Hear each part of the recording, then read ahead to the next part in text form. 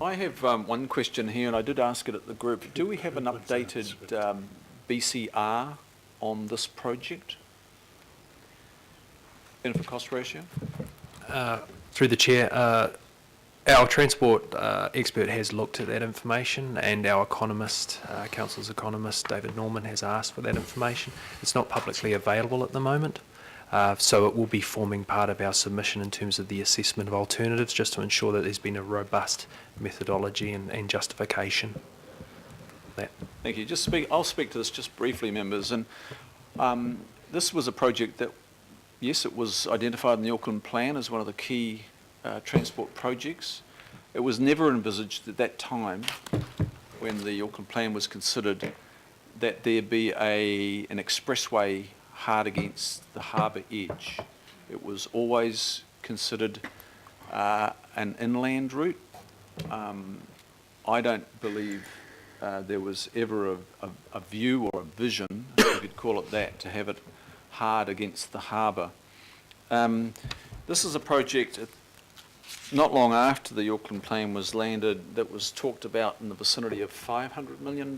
It's now looking at a capital expenditure of some $1.8 billion. And one of the fundamental questions I asked, and that's why I asked it again here, just to have you all hear it, is unlike the CRL, this has not had the rigorous examination in terms of its BCR. It just hasn't. And I would hope that the NZTA, the Board of Inquiry, can actually articulate very, very clearly what the business case is for this road, and that all the evidence that contributes to that robust business case is as thick and lengthy as the evidence that we've had to present to support the case for the CRL. At this time, as Matt's just replied, it's hard to find. So there's two fundamentals here. Benefit cost ratio for a approaching $2 billion project, compare that with the CRL, and also I'd have to say there's not many cities in the world which are laying asphalt right along and reclaiming further their harbour edge. No thinking city that I can think of. In fact, the thinking cities are ripping it out, and they are bringing people back and bringing nature back. So in some ways, I'm between a rock and a hard place on this. I chair this committee, and there's a direction that we need to take. It's an NZTA project, but it's in our patch, it's in our Auckland. You can push back so much, but I don't think we're going to have any luck pushing back entirely. We're doing our damnedest in this reference group to get the very best outcome. And I can tell you, members, we're putting in a lot of hours, Councillors Denise Lee, Councillor Newman, myself and the local board members. We will keep putting in those hours. Maybe if we can get in until we get the very best decision that the Board of Inquiry can arrive at. Even if we're lucky to get to Pū. Councillor Clew.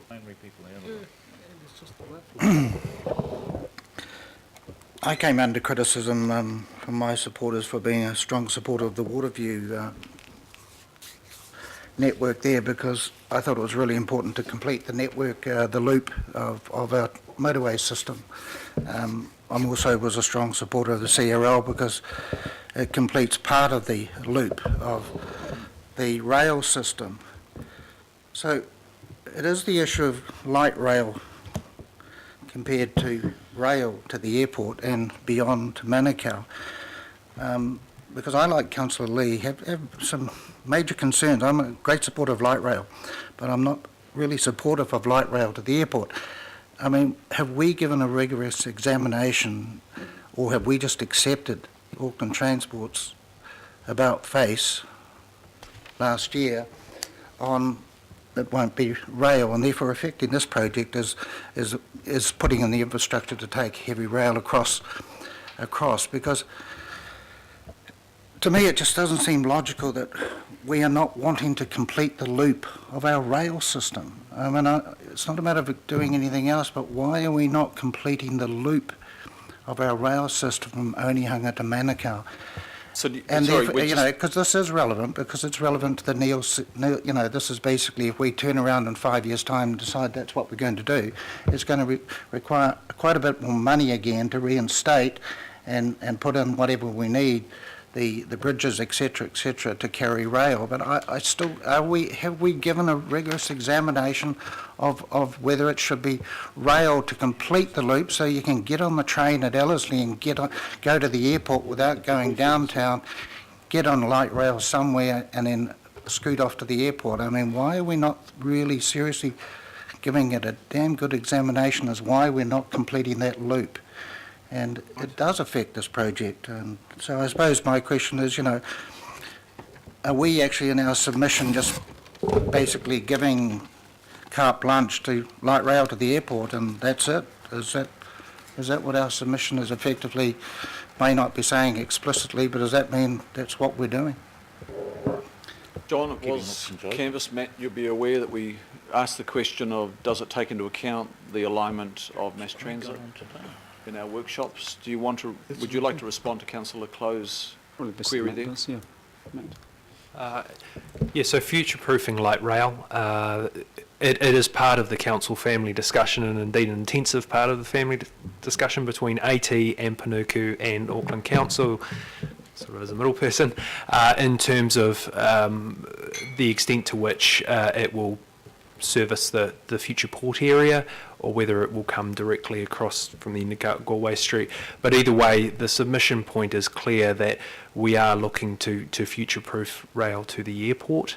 Sorry, wait a minute, let's be quite clear. We are future-proofing rail to the airport, Or trams. or are we doing light rail? Because I'm talking about rail. Why are we not thinking about seriously completing that So I rail just want to loop? come in there. That is a different discussion to what we're dealing with here in the East-West Link.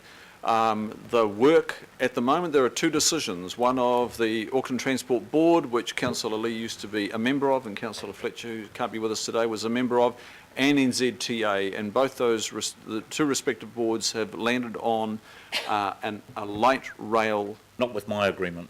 No, but the majority of the board, and the board is part of, the Auckland Transport Board is part of this council.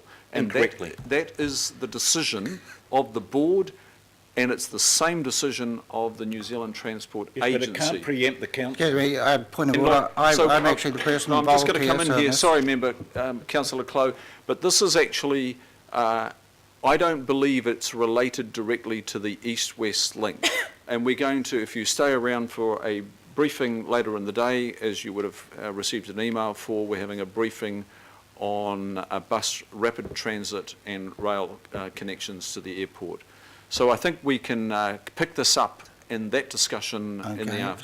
So Councillor Lee was incorrect in saying, when he basically inferred before, that therefore this is a decision that effectively kills off rail to the airport as compared to light rail, because we're removing whatever structure is needed for bridge reinforcement or whatever, if we were to go down that track. Is that correct or not? Because that is Matt, are relevant. you able to That is answer that? relevant to this issue. This is very relevant to this issue. We may be making, NZTA may be making a long-term serious mistake here. It could be that we end up, and I'm sorry, and Councillor Darby, I know you've travelled around in Europe, but I mean, Dusseldorf Airport, you got rail that's within 3 kilometres or something, and then you get on a SkyTrain from the railway. You know, so instead of taking light rail one way to the airport and then busing across to Manukau, I don't know, why don't we think seriously about completing that rail link? You know, I don't know whether that option has actually been fully explored, and I'm not aware that this council has totally endorsed Auckland Transport's No, it hasn't. position on this, because that's an Okay, so- LTP thing. It has not. Matt, are you able to answer that? So the question is not so much about protecting route access for LRT, it's any type of mass transit to the airport. No, we, well, Oh, our understanding is that the testing has been based on Auckland Transport's preferred approach, so they don't have a concern with the east-west link as it currently stands in terms of keeping the option available for light rail, but we'd have to go back and check whether they've done any analysis on whether it causes any issues with heavy rail. But certainly in terms of light rail, that's been the focus.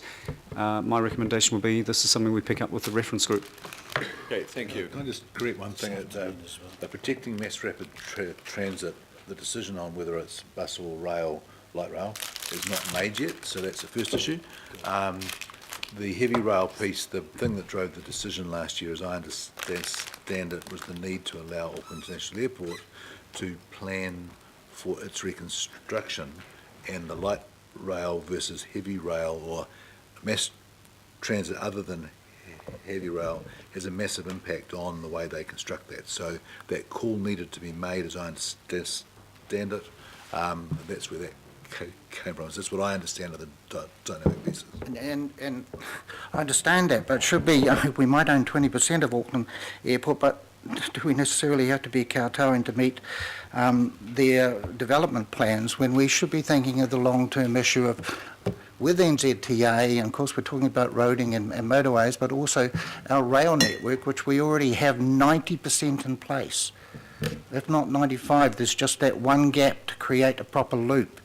And I'm sorry, that's what the CRL we're putting in place to double the capacity. So again, linking Manukau to Onehunga with rail is not a silly thing that we should be just dispensing. So I just emphasise that. Thank you. Councillor Simpson, then Mayor Goff, and then Councillor Lee. Mine's been done, that's right. Thank you. Mayor Goff. A couple of questions, Mr. Chairman. Thank you. This is an NZTA project, not an Auckland Transport project, so they're meeting the predominant cost of it. But I want to pick up the Chairman's question about cost escalation, because I remember when this was originally announced, I think January last year, from the Prime Minister, the figure was put at about $1 billion, and now it seems to have escalated up to 1.8 billion. And so I'd kind of like an understanding as to why that escalation occurred, and I would like you to come back to us with the benefit-cost ratio, because I think it is a project in Auckland, and we therefore need to know what that figure is. But my substantive question is on the other side.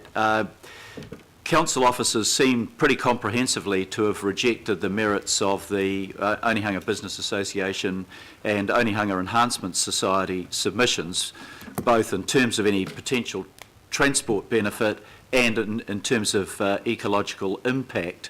And Councillor Clow quite rightly raised that there is another $300 million that would be involved, and that money has to be found somewhere. But I'm wondering whether you believe that there is any likelihood of common ground or a compromise solution being found with the local community, which was quite outspoken in terms of their concerns about the current east-west link. And I wonder whether there is room to move around areas such as extending the foreshore reserve down to the port, which is otherwise pretty cut off from the township, and whether there is the prospect, somebody mentioned that the transmission lines that go across the bay, which really do detract from the aesthetics of the area, whether that's an area where some gesture can be made to the local community and placemaking in the local community. So to the Mayor's first point around the cost of the project, to be honest, it's not something that we've been exploring in detail. We've been focused on the environmental impacts and potential mitigation of those, rather than interrogating the ongoing escalating costs. So unfortunately, we can't. We just don't have that information on why the costs have escalated. But we could certainly ask for that from NZTA. In terms of the benefit-cost ratios, we are pushing to receive an update on those, so we'll certainly supply that. But maybe we'll ask for a comment around the increased costs as part of that. In terms of the ongoing engagement with the local community, as I mentioned before, the discussions are still quite positive. There was a very positive session a couple of weeks ago where a smaller working group has gone away to look at options. We have mana whenua involvement as well, because there are some concerns from a mana whenua point of view about any additional reclamation in that area. So it's not an easy one to resolve in terms of the wider community, including mana whenua. But we are working on that issue of whether some additional connectivity around the foreshore between the port and the existing reserve might be possible in a way that satisfies everyone's concerns. So yeah, the door certainly isn't shut yet. So there may still be room to move. The local community may perhaps accept that some of the additional crossings over the Manukau Harbour that their alternative involved might not be the best outcome, and that, that there are other things that can be explored. So.